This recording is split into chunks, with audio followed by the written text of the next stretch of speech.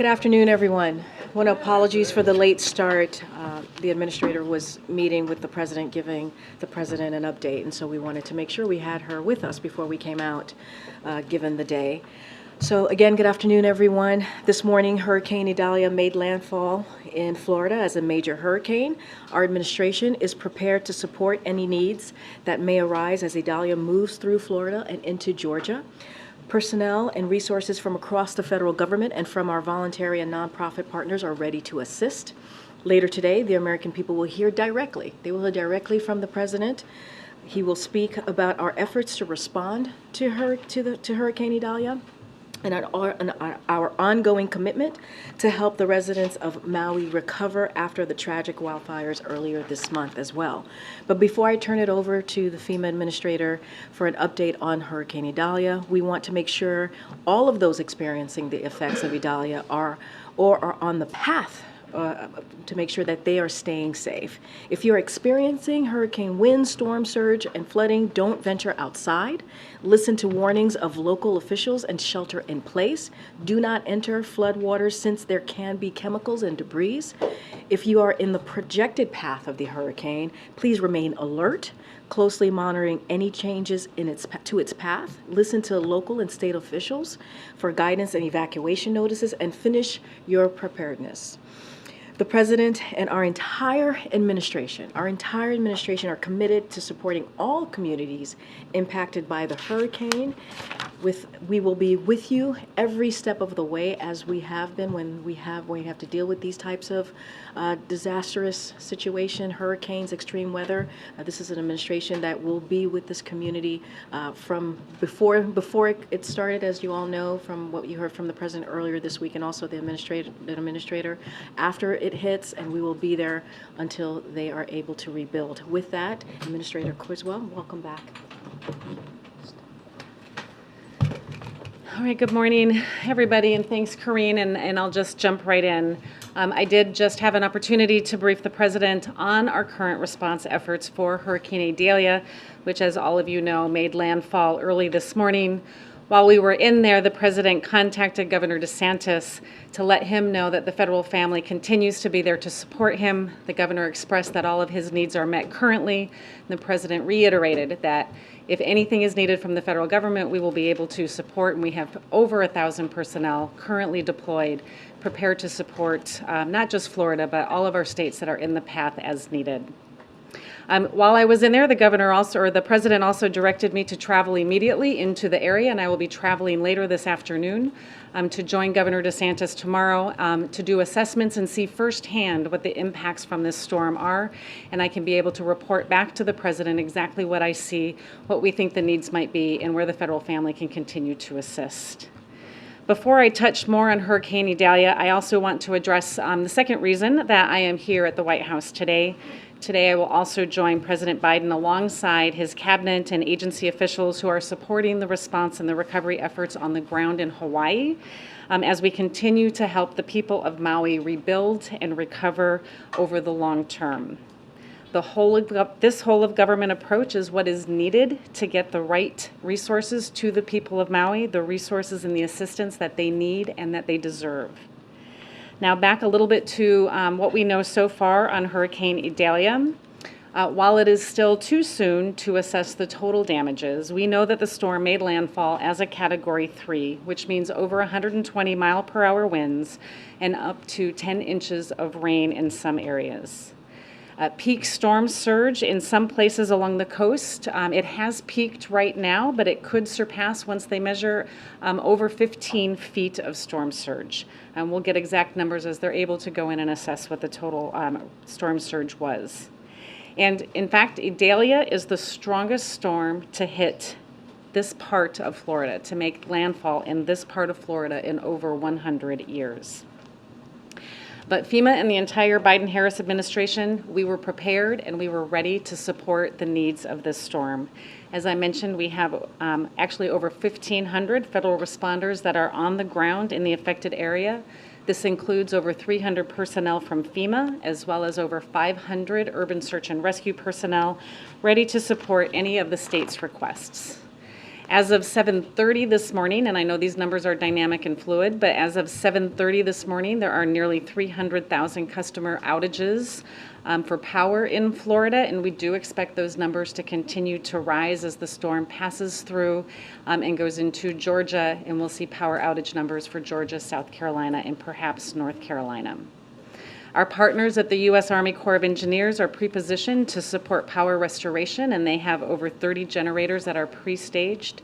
Additionally, the utilities are preparing for storm impacts, including pre-staging crews and equipment outside of the projected storm track, and the state anticipates a total of about 30,000 to 40,000 linemen in Florida to begin to assist in the power restoration efforts. People that are still in the storm's path, however, as you heard from Karine, they should not venture out into the storm and remain sheltering in place if your local officials are telling you to do so. However, if you are in trouble and you need immediate assistance, please call 911. As you do go out, do not wade in the water. Do not drive through flooded roads and streets. Just remember, turn around, don't drown. Unfortunately, we see so many fatalities after the storm passes. We want to make sure that everybody is taking the right precautions to keep themselves safe. And as always, please continue to listen to your local officials as this storm continues to pass over Georgia currently and into South Carolina. Please check on your friends and your family and your loved ones, especially older adults and people living with disabilities, to see if they have any needs. In closing, I just want to remind people that this is still very much an active situation. Remnants of the storm are still affecting Florida as we speak. The storm is over Georgia and moving into South Carolina. People there and in the Carolinas will continue to experience impacts throughout the day today and possibly into the weekend. Again, FEMA is well postured with our federal partners to support Floridians during this time of need and stands ready to support other affected states as needed. With that, I can take any questions.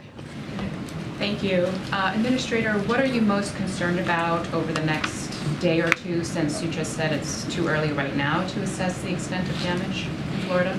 Yeah, my biggest concern is those people who chose not to evacuate, and I know that our local first responders, the heroes that are out there in those local communities, are doing an amazing job already of going into the areas where people did not evacuate and helping to get them to safety. I think that is our priority through the day today, is to make sure that everybody is safe after this storm has passed. As we go into the next few days, we're going to want to assess what the total amount of damage is and see what immediate needs need to be put forth in order to help support and start the recovery process. Administrator Criswell, thank you so much. Could you just take us a little bit into that briefing that you had with the President today? What is he most concerned about? What was he most focused on? Any other direction that he gave to you other than to fly down to Florida? And then secondly, you said that Governor DeSantis is satisfied with the federal response, doesn't need anything additional. Was there anything else discussed on that call? Yeah, the President's main concern is making sure that we are bringing everything that we have in to support these states as they're having immediate response and life-saving needs or beginning to start their assessment and their recovery process. I think it's incredibly important that our governors know that we are ready and postured to bring in all federal resources to support any of their life-saving and their life-sustaining needs in the very near future. The conversation with Governor DeSantis was that, reiterating the fact that we already have over 1,500 personnel there in the area to be able to support, and the governor currently has no unmet needs, but as we begin to assess, right, as the governor assesses and as I get on the ground tomorrow to assess, we'll see what additional needs might be there and if any of those resources need to be employed or we need to move more into the area. Has the President spoken yet with the governors of Georgia or South Carolina as well, or any plans for that to happen? I believe he was preparing to contact them after I left so I could come to this briefing. Good, Jeff. Thank you. Administrator, to what extent do you attribute climate change as a cause of this storm and the other weather events that we're seeing over the last weeks and months? Yeah, I'm not going to attribute the cause of the storm, but what I can say is that we are seeing an increase in the number of severe weather events. And what we saw with this storm, as we have seen with several of our hurricanes over the last few years, is that they are intensifying more rapidly due to the elevated heat of the water temperature in the Gulf or in the Pacific or whether it's in the Atlantic. These storms are intensifying so fast that our local emergency management officials have less time to warn and evacuate and get people to safety. This is something that we have to take into consideration as we build our preparedness plans, as our local communities build their preparedness plans on how they're going to communicate and prepare their communities for the types of storms that they're going to face in the future. Secondly, more specifically on this storm, do you have any sense, or is it too early now to say what the cost of recovery will require or will be? Yeah, it's far too early to even estimate what the cost is. It's still unsafe in many parts to even go out. That's what's going to happen over the next several days, is to really get a good understanding, an initial estimate of what we think the costs will be and what the amount of impact to these communities has been. Just to follow on that, with what you've seen so far, how long do you think it will take to get that full assessment, and how long will it take to understand the costs of the recovery efforts? Yeah, we have rapid assessment teams that have been pre-positioned, ready to go out as soon as it's safe to do so. And so those are personnel that will integrate in with the state personnel to go see what the damages are. But we also use technology, right? We use aerial imagery and satellite technology, and we use our geospatial information to get a better idea, so we don't have to physically put people out there, and it allows us to make these types of decisions much quicker than we've been able to in the past. And so, again, it will take several days to get a full understanding of what the initial assessment, damage assessment is, but it will take longer to get the full picture of the total amount of impact to these communities. And yesterday you had said that FEMA's disaster relief fund was running low. With what we've seen from this storm so far, there's also the Maui fires. Do you think there's enough funding? Are you confident there's enough if there's another extreme weather event in the next month? Yeah, so yesterday, as I announced, I directed my personnel to implement what we call immediate needs funding, and that prioritizes the remaining funding within the disaster relief fund to support those life-saving efforts. I believe through this effort we have plenty of funding to be able to support our ongoing efforts in Maui, as well as this event, to include Florida, Georgia, South Carolina as needed. But we are monitoring it very closely, right? Every day we are looking at what the cost of these storms are as we approach the end of this fiscal year, and if we have another storm, we're going to have to closely monitor what impact that's going to have and any other actions we might have to take. Administrator, thank you for being here. As we do approach the end of the fiscal year, as you just noted, just getting a little bit down the road, these take weeks, months to recover. FEMA's involvement will go on for quite a long time. Back in 2013, when there was a government shutdown, FEMA had to furlough its non-essential staff right now. What potential impact would a government shutdown, as lawmakers have considerations about whether to fund the government, have on FEMA's ability to care for those in both Maui and in Florida? I mean, we always want to take account to what our personnel are doing and how rents. A government shutdown does not impact our personnel that are funded through the Disaster Relief Fund, and so they're able to continue operating and supporting all of the immediate efforts and life-saving efforts that continue to go on. And we also, for our other staff, can designate our emergency essential personnel to support any life-saving efforts. And so we have plans in place, as we have gone through this before, on how we would staff our agency to continue to support those efforts. If I can follow up about the critical needs assistance that was provided to those in Maui, $700 in payments to individuals there, given the cost of living in Hawaii, specifically in the Lahaina community. Is anything being done right now? Are there considerations or efforts being made to try to raise that cap, that $700 figure for those who are there? Yeah, the $700 figure of critical needs assistance is really just that amount of funding for some of the very immediate needs that individuals have. Every year, the main part of our assistance, which is our individual and household program, adjusts annually based on inflation. This year, it's $41,000 of a cap that individuals can get.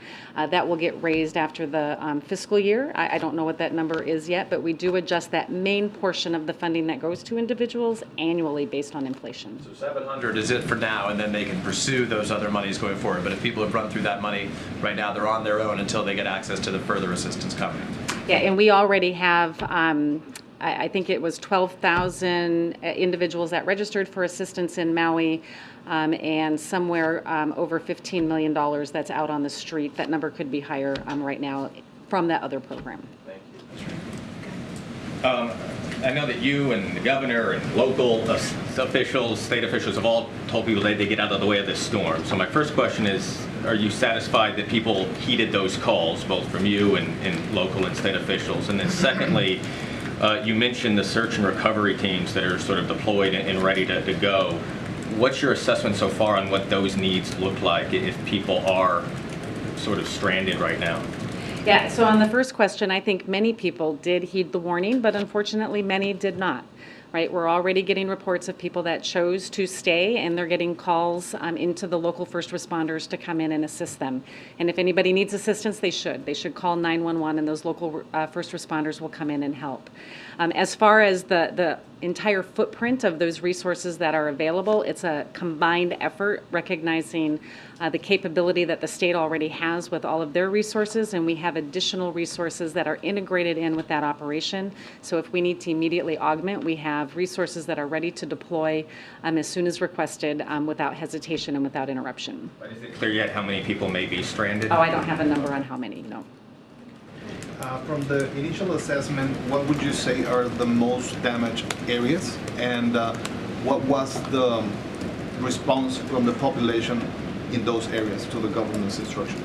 I would say that initial reports are in that Big Bend area that have had the greatest impact. They have experienced the greatest amount of storm surge. They experienced the greatest wind speeds. And so when we do get out to start assessments, that would be my anticipation of where we would experience the greatest amount of damage and impact across Florida. And how did people respond in those areas? Again, I think many people did heed the warnings, and there was a lot of public messaging that went out there to let people understand that the danger is not just the cone of the hurricane, but it's the storm surge and the water, which is creating and causing the most fatalities in these events. But again, many people did not, as we are hearing about our first responders going in to support rescuing people from their homes that are now stranded. Okay, we're going to wrap it up way in the back and then edge it in. Thanks. On the immediate needs funding, I'm curious if you have recognized the potential long-term ongoing recovery efforts that could be at risk here. So if I understand the long-term recovery efforts based on right now, or what it looks like going into the next fiscal year? Going into the next fiscal year, which ones are at risk here if you do not get the funding you need? Yeah, so what immediate needs funding does is the work does not stop, right? The projects continue to go underway, our longer term recovery projects for the variety of disasters that we've experienced over the year. The obligation or the reimbursement of the funding for those is delayed into the next fiscal year. If it gets delayed into the next fiscal year, then that just starts us out at a smaller balance of what we had anticipated our needs would be for fiscal year 24. Are there any ongoing efforts, though, that you've identified that would be at risk if it comes to that? Again, the funding or the work itself does not stop. It's the funding that just gets delayed into the next fiscal year. Okay, and last question. I'm going to take you back to Hawaii, Administrator, because there's still a lot of questions among officials in Maui and Lahaina and across Hawaii about who was in charge in the hours as the fires burned and then the hours after. You're a veteran local emergency management official, state emergency management official now at the federal level. How do you assess how officials there responded? Are there lessons to be learned perhaps for other communities? And is your agency prepared to work with congressional Republicans if they launch investigations as they say they will? Again, I was not there during the response, and so I would be out of line to assess how they responded during the time because I did not experience what they were experiencing. What the federal government does is we come in and we support their efforts, and that's exactly what we did, and we will continue to support their recovery and their rebuilding efforts as they move forward. Were you being properly briefed by FEMA authorities in Hawaii that would have been working with those officials? What I was briefed on throughout the time is my regional administrator, Bob Fenton, happened to be in Oahu for another meeting, and he was engaging with the team and giving us updates as to the spread of the fire and what the population was impacted and what the potential federal resources would be needed to come help support the initial response and then the ongoing recovery efforts. And if congressional Republicans want you or other agency officials to testify about what went on in Hawaii, I'm happy to so? testify on what the federal role was in this process. All right, thanks, everybody. Thank you so much. All right, thank Safe you. travels tomorrow. Thank you. All right, one thing before we continue. Thank again the administrator for coming today and yesterday to provide all of you an update.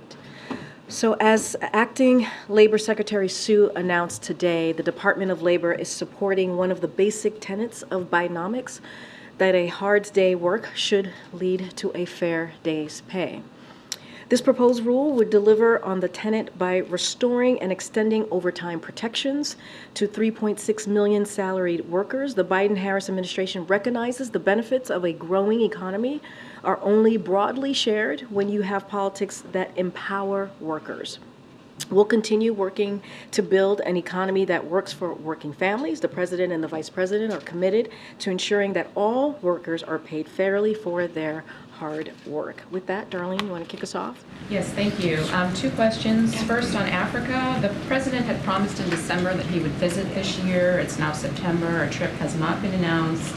Just wondering if today's coup in Gabon, the recent coup in Niger, and others in recent years make it any less likely that he will visit? How will those destabilizing events factor into whether he ultimately goes or not? So as you asked me about if there's any U.S. concerns, domino effect potentially, as we're seeing what's happening over the last couple of months or so, look, we remain focused on working with our African partners and the people to address challenges and support democracy. That is something that certainly the President is steadfast on, which is also the best foundation for development, social cohesion, and stability in Africa.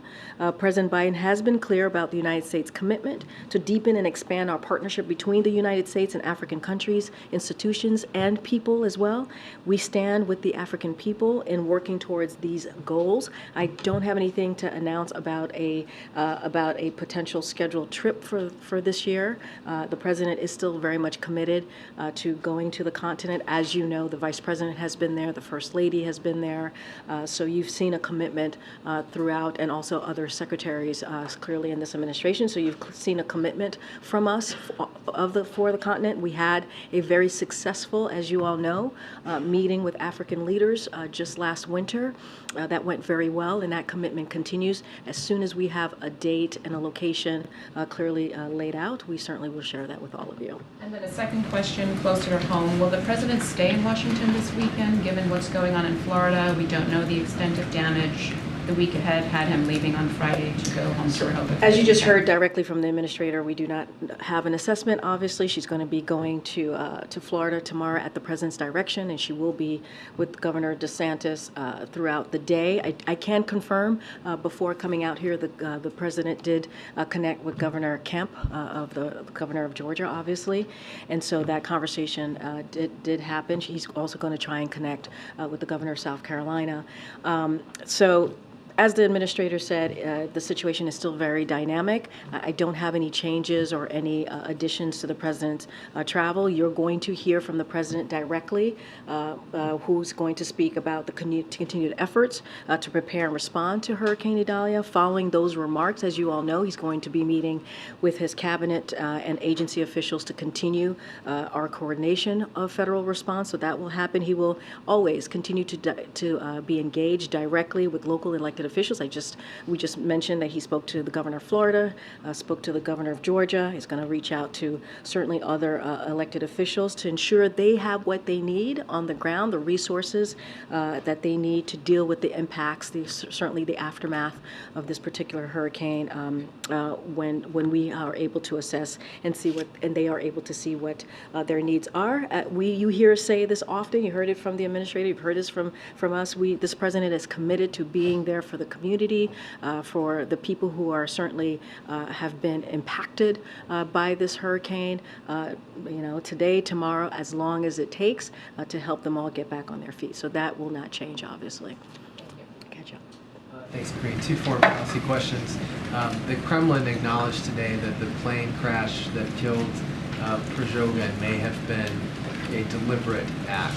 Does the White House have a response to that? So, I was kind of asked this question yesterday. I don't have any new assessment or anything to share what the Kremlin or Russia, the government may have shared.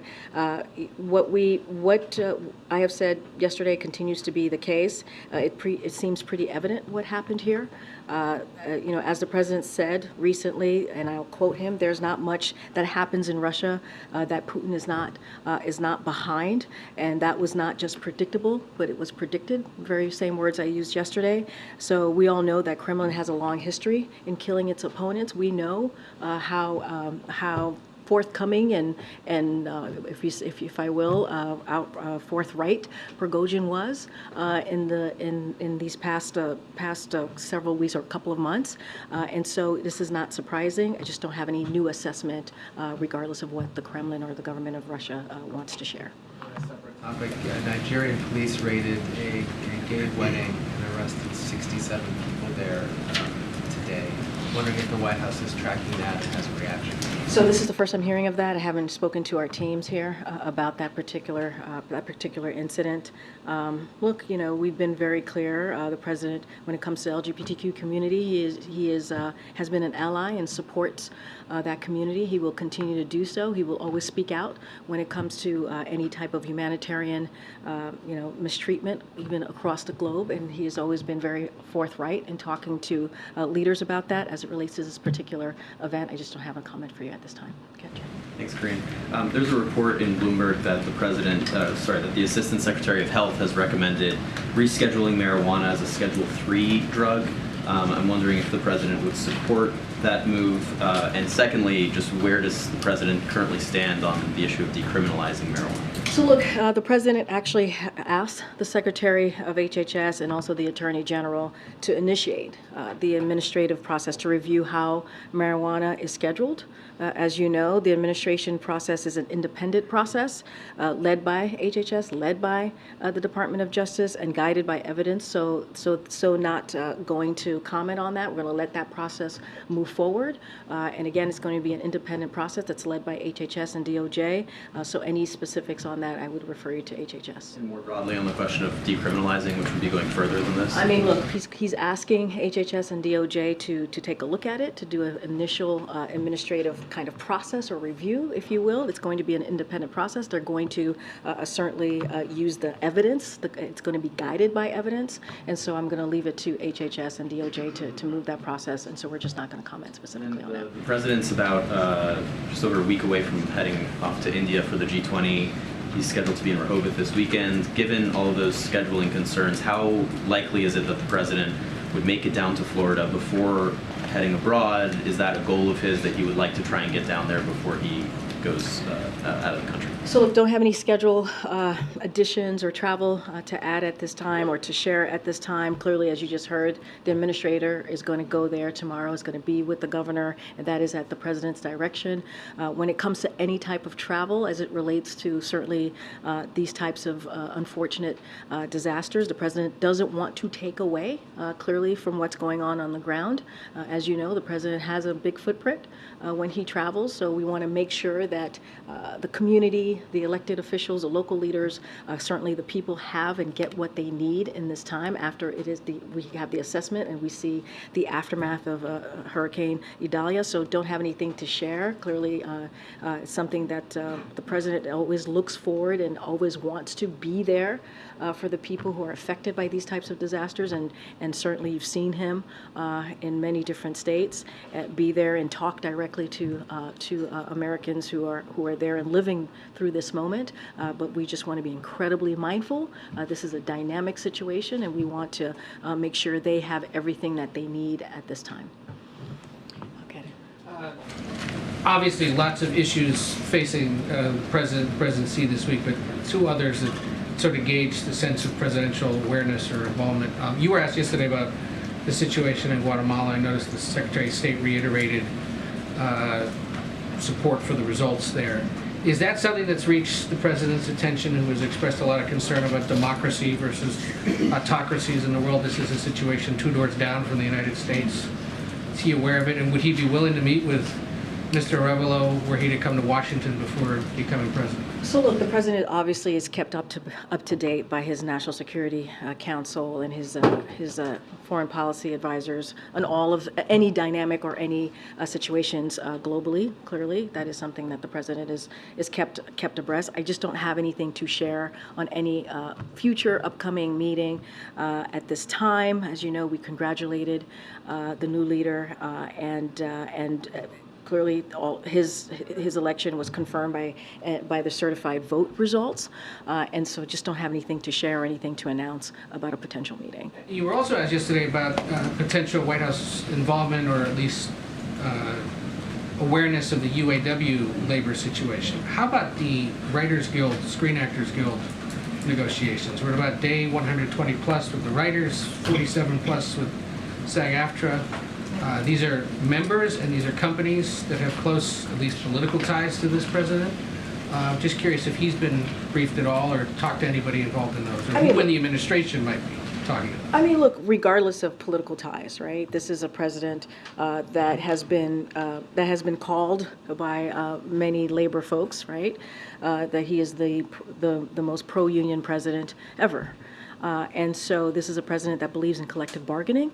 This is a president that believes certainly of the right of workers to strike. We've been very clear about that. And as it relates to the writers and also the actors, we believe they have the right to be able to ask for fair wages and fair benefits. That's why collective bargaining is so important, and we have seen it worked.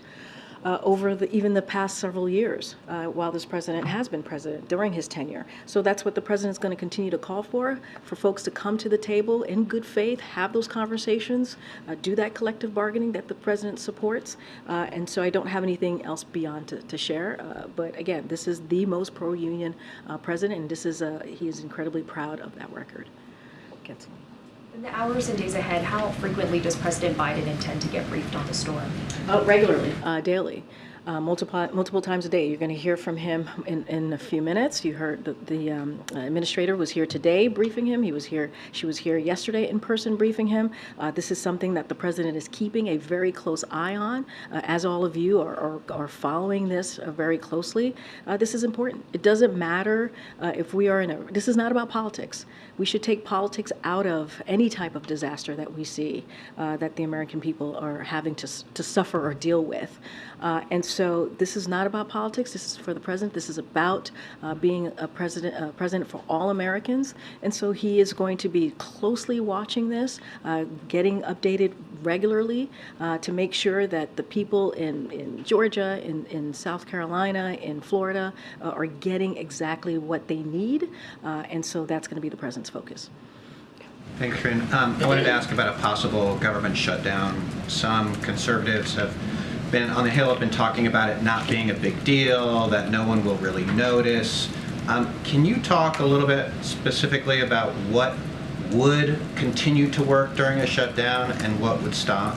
So look, I appreciate the question. I'm not going to get into hypotheticals. Here's what we know, and here's what I have said when I've been asked this question. It is that there's absolutely no reason at all for Congress to shut down the government. There isn't. And this is a question for Congress to answer. This should not be happening, and they should fund these vital government programs that the American people rely on. And these are critical needs we've requested. When you think about what we've requested and asked for when it comes to emergency funding, right? When it comes to what we came to the table when it comes to the budget agreement, this was a bipartisan agreement from both sides. And so there is no reason at all that Congress should be going down the path of shutting down this government. Can you confirm, though, at least that federal criminal proceedings would continue in a shutdown, including those involving the former president? You would have to ask the Speaker of the House and Congress on that question. That is not something that I can speak to here. You would have to reach out to Department of Justice. You would have to reach out to Congress, whatever it is that they're doing on that side. That is something for the Department of Justice to speak to. That is not something for me to speak to. But I will say that as it relates to the engagement that we have been having with the Hill on whether it's the whether it is government funding or any kind of legislative process. Look, we have our OMB director, Shalonda Young, our Legislative Affairs Office, have been in regular contact with them. We are engaging with congressional members on the Hill, and that's going to certainly continue. I want to ask you quickly, President Biden awarded the Presidential Citizens Medal to two Fulton County election workers, Ruby Freeman and Shay Moss. In the past, a federal judge today ruled in favor of those women who had sued Rudy Giuliani for defamation, ordering that the attorney that Giuliani pay sanctions. Just your thoughts on this now that it has been completed, it's no longer in the hands of the courts. The judge has delivered her ruling. What do you make of that? I'm just not going to comment on that at this time. Thanks, Karine. Senate Minority Leader Mitch McConnell had another episode in which he froze while answering questions today. I know the president spoke to him the last time this happened and spoke to him when he has had previous health issues. Do you know if the president is aware of this and whether or not he's likely to? I haven't spoken to the president, so I don't know if he's aware of this. And then secondly, on Labor Day, I wanted to follow up to see if there are any announcements for how the president's going to mark Labor Day this year. And just to step back on your question about Senator McConnell, clearly we wish him well, a speedy recovery. As you know, the two of them have worked together and have known each other for some time, but I can't speak to a call or a conversation. I just haven't asked the president about that. As it relates to Labor Day, clearly that's a day that the president enjoys celebrating, as it is an important day for the labor community. I just don't have anything to share. Once we get closer to that date, certainly we will lay out what the president plans to do. At the beginning of June, the White House announced the Education Department was going to be appointing a coordinator to address book bans. I asked the Education Department for a status update and couldn't get an answer. So since we've got students returning to the classroom now, can you give us an update on when this effort is going to start? So that is something for the Department of Education to speak to. I don't have an update for you on that particular question, but again, that's something for the Department of Education. I know they're going to announce somebody. I just don't have it right this time. So they are going to be announcing someone? I just don't have. I know they said that was announced that there was going to be a bookstore. I just don't have anything for you at this time. Will it be possible at some point to get a description of what this coordinator has done, what schools they've reached out to, what that outreach has looked like? Again, that's for something for Department of Education to speak to directly. Go ahead, Karen. Thanks. New York Governor Kathy Hochul's meeting with Chief of Staff Jeff Zients today to discuss migration. Can you tell us a little bit more about that meeting? And then I have a follow-up to that. Yep. So as you just mentioned, we are hosting Governor Hochul today here at the White House to continue our close collaboration and to underscore all the ways in which this administration has supported communities who are hosting asylum seekers and ways we are working together to increase access to work authorization. So we'll have more to share about the meeting later today. But yes, she is indeed here and is going to be meeting with members of the president's team. I have another follow-up, but will there be a readout of that from the White House? We will have more to share later today on the meeting. I just don't have anything specific on how that's going to look like. And Hochul and other Democrats have been pushing the administration to expedite work authorizations for asylum seekers who are already here. Does the administration see that as a viable solution to getting people out of shelters faster? So I'm not going to get ahead of the conversation that they're going to have. I do want to say that DHS met recently with state and local. This is the assessment team that you've heard us announce not too long ago. They met with local and state officials and to outline, and they outlined nearly 24 ways or recommendations to strengthen certainly their operations. The administration across several departments and agencies identified a number of federal sites across New York State for housing. Additionally, the Department of Interior is negotiating a lease of Floyd Bennett Field with the city and state. So that conversation that continues to happen. Again, that happened, I believe, on Monday. When it comes to the work authorization, look, this administration has led the largest expansion as it relates to pathways. Lawful pathways in decades, and we are committed to building a humane and safe and orderly immigration system. Those who arrive through those lawful pathways are immediately eligible to request an employment authorization document. That's how that process works. As it relates to this particular conversation and what has been requested by New York, I'm just not going to get ahead of the meeting that they're going to have today. A couple of follow-ups on the spending questions that you got. lawmakers are already sort of talking about a proposal that perhaps would be a CR in the December, kind of a shorter-term deal. Is that acceptable to the president? Would he be okay with that? That is something, I'm not going to get into hypotheticals, that is something that Congress should kind of decide on the length of a continuing resolutions. That's something that I defer to them. And then related to that, I know you said that the administration, Director Young, others are already engaged with lawmakers. Has there been an expression of sort of red lines, sort of priorities or cuts or provisions that would be unacceptable to President Biden that would not get signed into law? So look, as I said, we have had continued calls with them, continued engagement with members of Congress to lay out the urgency and the important nature of making sure that we do not shut down and we continue funding the government. That's going to continue. I'm not going to get into red lines. I'm not going to get into hypotheticals from here. There is no reason for Congress to shut down the government, and we'll continue to be very, very clear about that. Go ahead. Thank you very much. There's a new book coming, The Last Politician Inside Joe Biden's White House and the Struggle for America's Future. The Guardian has excerpts today saying the president has told aides in private that he felt tired, and that explains why there are so few events before 10 a.m. So two questions. Is this why we're seeing brunch lids in recent weeks? Today we had a breakfast lid. And has the president admitted to you? Wait, say that last part? So is that why we had a breakfast lid this morning? I mean, the book is... what? There was a breakfast lid came to the press for the first time, I think. We've had some brunch lids in recent weeks as well. So my question is that a reflection... So you think we've had those lit because of this excerpt? Not because of the excerpt. The book is suggesting the president tells aides he's tired. But that's in the excerpt, right? Yeah, and that's why there have been so few public events before 10 a.m. I mean, that's a ridiculous assumption to make. I mean, that's a ridiculous assumption to make. Go ahead, Peter. Thank you. Eric Adams, the New York mayor, is saying about these migrants in New York City, any plan that does not include stopping the flow at the border is a failed plan. So why aren't you guys stopping the flow at the border? We are stopping the flow at the border. If anything, what the president has been able to do on his own without the help of Republicans in Congress, something that he had to do on his own again because Republicans refuse to give the funding necessary to deal with a situation, a broken immigration system that has been broken for decades. What they choose to do is play politics, but the president has put a plan that is indeed, the data showing is that it is indeed slowing down the flow of unlawful migration, and that is because of the work that this president continues to do without the help of Republicans. Okay, and it seems like the hurricane response so far is robust. Did you guys realize that the initial Hawaii wildfire response was not that good? Or is it just easier for people to get help from the White House when the president is not on vacation? So the premise of your question and the way you pose your question, I disagree, just for the record.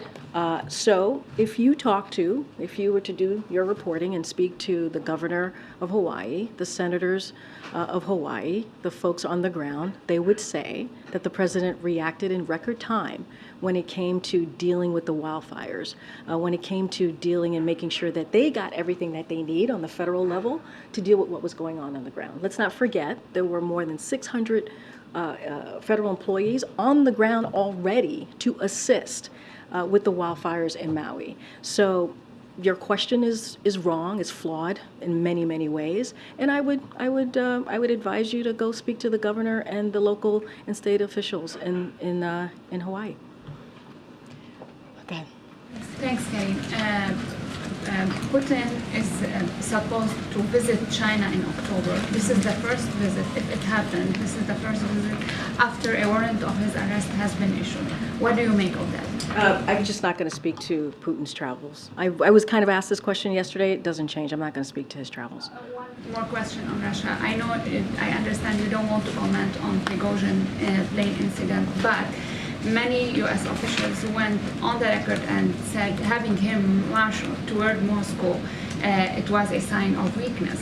Now, killing him, does that reflect a sign of strength in your assessment? I mean, I've answered the question. I mean, the president basically said there's not much that happens in Russia that Putin is not behind. I mean, you know, this was not just predictable, but it was predicted. Like we have said, we know that the Kremlin has a long history, a very long history in killing its opponents. So I think we've been very clear here about our thoughts. I'm just not going to. I don't have any new assessments. I don't have an assessment to make, but there's a history here. So I'll leave it there.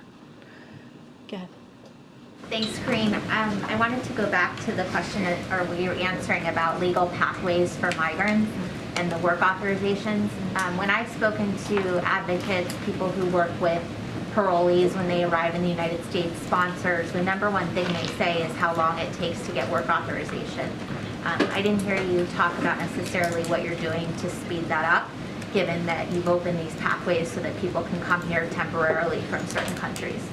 So just to give a little bit of how this works, the process for applying for asylum and applying for employment authorization based on asylum applications is established under current immigration laws and can only be changed by Congress. That's how this process works. The law established a 150-day waiting period to apply for work authorization and an additional 30 days to be eligible for approval. That's how the process works. Again, this is something that Congress put forth, and the only way that it can change is through Congress. Have you asked Congress to work on that? Well, we've had asked Congress to help us just revamp and deal with the broken in many different ways, including this, to help us revamp and actually fix a broken system. We have asked Congress to do that from day one. Remember, the president put forth a comprehensive immigration reform legislation. So this is something that the president has made a priority. The first piece of legislation that he put forward dealt with the immigration system. Again, this is something that, when it comes to this system, the president wants to do this in a humane way. And he has taken actions to work on this issue on his own without the help, certainly, from Republicans in Congress. I also wanted to ask you, Administrator Criswell, when she was here yesterday, talked about, and again today, about the rise of extreme weather, this idea of FEMA having to deal with an unprecedented workload. Is the president thinking about it all outside of your funding request to Congress? Any changes in structures within the White House, any changes within agencies that would help support what we're seeing, which is more extreme weather, more often, more people needing help? I mean, I don't have anything to share about structure within the administration, but I would say this. Oh, I mean, look, I'll say this. We've asked for $12 billion, right? FEMA has asked for FEMA to continue to doing its work. That conversation is going to continue. Obviously, the administrator laid out what that means for her work. As it relates to extreme weather, one of the reasons the president has called climate change a crisis and done the work, historic work that he's done on dealing with climate change is because of that, right? Is because we're seeing this change of pattern. We're seeing how rapidly and how quickly this extreme weather, hurricanes are coming about. That's what the administrator just said. And so, look, there's a lot of work to do. The president has taken this very, very seriously. That's why the Inflation Reduction Act was so critical and important. The biggest investment in dealing with climate change. That's why the bipartisan infrastructure law is so important. So this is work that the president's going to continue to do to deal with an issue that is a crisis, not just here, but globally. As it relates to any changes within the administration, I don't have anything for you on that. But right behind you, go ahead. The Afghanistan withdrawal ended 2 years ago this week. Does President Biden plan to commemorate the events and the people who were killed and left behind as that happened? So as you know, the president had a statement recently when it came to the anniversary of Abbey-Gate. So just want to state this as it was stated in the president's statement, that we'll forever honor the memory of the 13 service members who were stolen far too soon from their families, loved ones, and brothers and sisters in arms while performing a noble mission on behalf of our nation. And the First Lady, certainly the President, and our entire nation will always support those families. And so, look, the president has said on many occasions that ending our longest war after 20 years was the right thing to do. He refused to send another generation, you've heard him say this, of Americans to fight a war that should have ended a long time ago. America is no longer is no longer there. Obviously, it is on a stronger footing, more capable to meet our security needs around the world, because we are not fighting a ground war in Afghanistan, and we continue to put pressure on Al Qaeda and ISIS-K while also focusing on terrorist threats elsewhere. And so that's going to be the president's focus, to make sure that our homeland is protected, that Americans are protected, and that's what the president's focus is going to continue to be. I have one more question. Go ahead. A question about North Korea, the missile launch earlier this morning. Anything you can say about that? And then also, we heard about increased cooperation between the Russians and the North Koreans with respect to weapons for the Russians. I'm wondering if the president would consider meeting with Kim Jong-un because of this increased cooperation, and he can't seem to get a response from the North Koreans. So a couple of things, and I know my colleagues spoke to this is Russia and North Korea just recently during a gaggle. So just to reiterate what he said is in part due to the success of U.S. sanctions and export controls. Russia has been forced to turn to rogue regimes like the DPRK to try to obtain weapons and equipment to support its military operations in Ukraine. We have previously warned that Russia is actively seeking to acquire additional munitions from the DPRK. Today, as my colleagues shared, we shared new information that arms negotiations between Russia and the DPRK are actively advancing. Russia's Minister of Defense recently traveled to the DPRK to try to convince Pyongyang to sell artillery ammunition to Russia. And our information indicates that following that visit, another group of Russian officials traveled there for follow-up on discussions about potential arms deals. Any arms deal between the DPRK and Russia would directly violate a number of UN Security Council resolutions. We urge the DPRK to cease its arms negotiations with Russia, and we are taking action directly to exposing and sanctioning individuals and entities working to facilitate arms deals between Russia and the DPRK. So we will continue to identify, expose, and counter Russia attempts to acquire military equipment from the DPRK or any other states that is prepared to support its war in Ukraine. As it relates to the missile, we condemn. We've been very clear about this. Condemn the DPRK's latest ballistic missile launch. This launch is in violation of multiple United Nations Security Council resolutions and possesses a threat to the DPRK's neighbors and international community. We remain committed to a diplomatic approach to the DPRK and call on DPRK to engage in dialogue, as we have for some time now. Our commitment to the defense of the Republic of Korea, Japan, remains ironclad. Any specifics on that, I would refer you to Indo-PACOM and for any additional comment, and I just don't have anything else to add on that.